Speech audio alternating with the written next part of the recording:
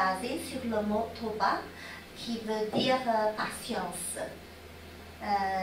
Elle tire son origine à la dynastie des Shang, 16e cycle, c'est 1066 avant J.C. Cette écriture est utilisée en Chine, Malaisie, Singapour, mais également en Corée, comme Benja, le japonais, Kanji, ou le vietnamien.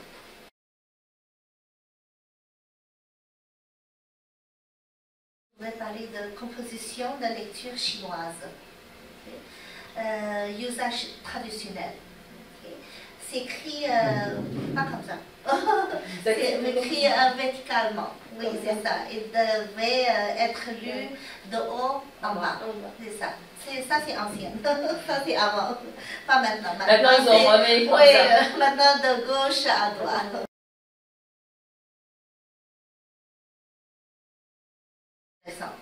Les estimations vont de 40 000 à plus de 60 000 chinois traditionnels.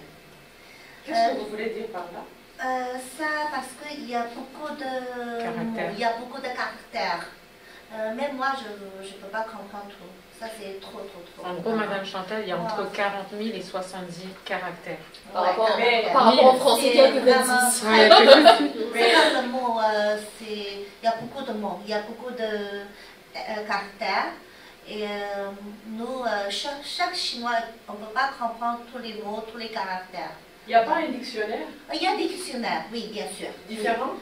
Non, il y en a, mais même on peut chercher, mais pour lecture, c'est très difficile.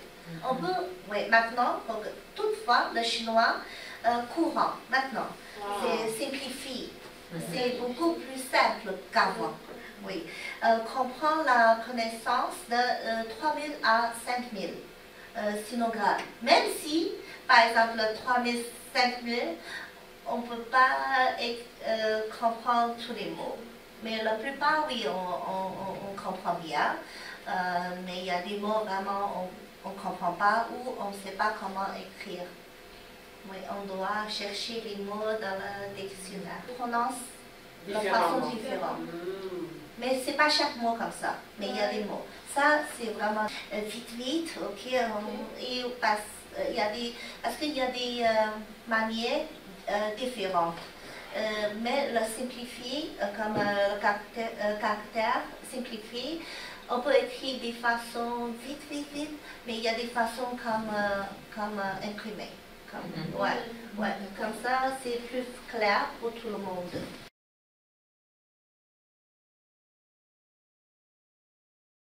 Écriture chinoise. En chinois, les mots font entre 1 à 3 caractères. Ces dernières sont composées de radicaux, qui sont eux-mêmes composés de traits basiques. Et comme type de caractère, il existe 6 appelés liu shu, sous forme d'image qui représentent un mot. Mais il y a beaucoup de façons, par exemple calligraphie, ok. Mais il y a beaucoup de façons pour écrire comme écrire le caractère.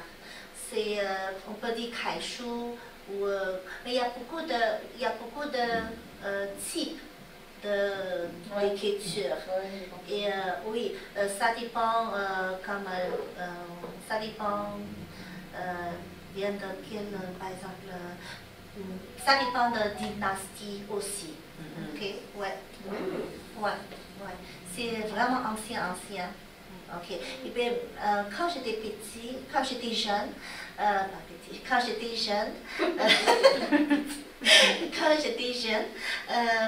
j'ai étudié un petit peu comment écrire comme la calligraphie. C'est intéressant, vraiment intéressant.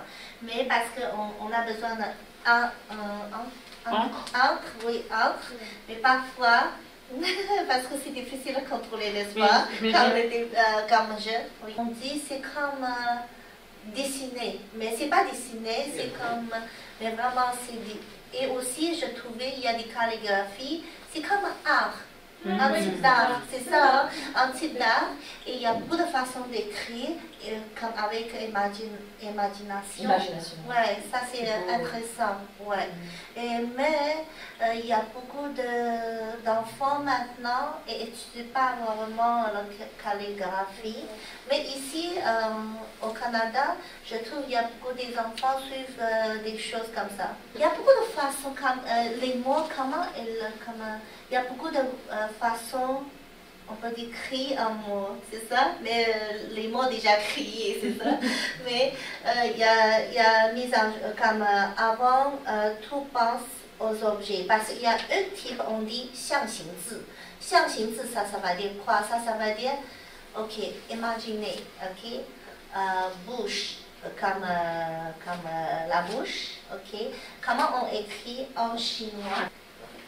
C'est comme, par exemple, ça. Ça, on dit que c'est la bouche. Qui s'appelle, comme on prononce comme ko. Ça veut dire ko. Ko.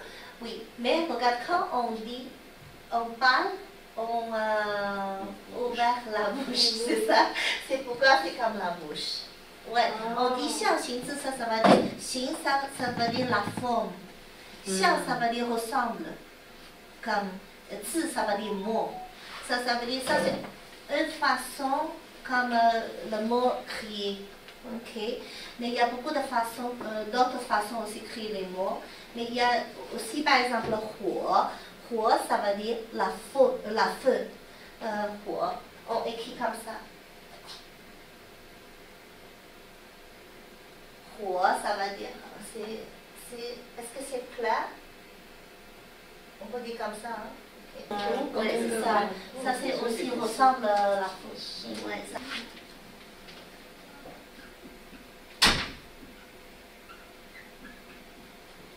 Ça, c'est un mot. Ça, c'est un mot.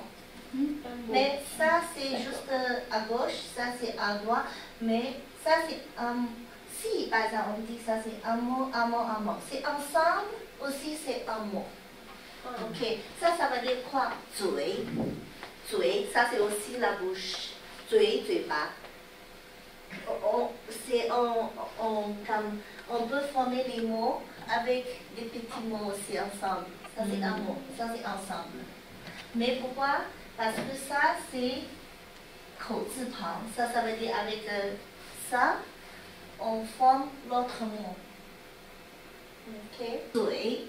嘴, ça va dire bouche aussi. Ça, j'ai une question.